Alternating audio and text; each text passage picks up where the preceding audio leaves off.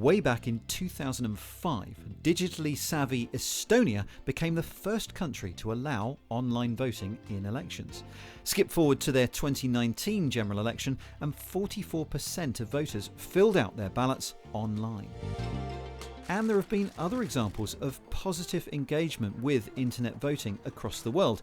Back in April, the Labour Party elected their new leader in an online ballot in which 70% of its 550,000 members voted. This way of voting makes a lot of sense. It's less expensive than the traditional in-person system, and for many it's just easier. And could internet voting be the way to engage a younger generation?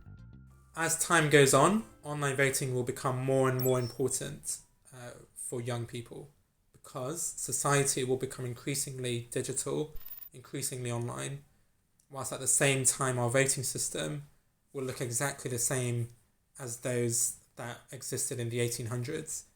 And therefore you're going to have a big divide between democracy and the way people live their lives. We have elections, but there are still thousands of people who can't physically vote, right? And therefore we have elections, but we're not a full democracy. However, many claim that online voting is still too vulnerable to cyber attacks and security breaches.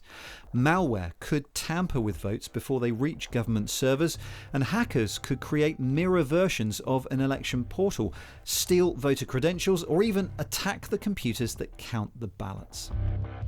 But in Estonia, there have been no serious security issues.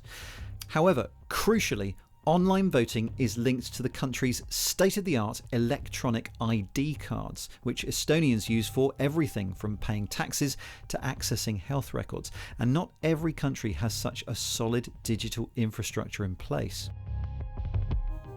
And some countries just don't want to take the risk. After years of testing, for example, Switzerland was hoping to push forward with online voting, but in 2019 decided to end trials after flaws were uncovered in the proposed system. Regardless of whether you're for or against internet voting, all would agree that the stakes could not be higher than in major elections where there can be zero doubt cast on the outcome. So we may have to settle for waiting in line at the ballot box for a little while yet.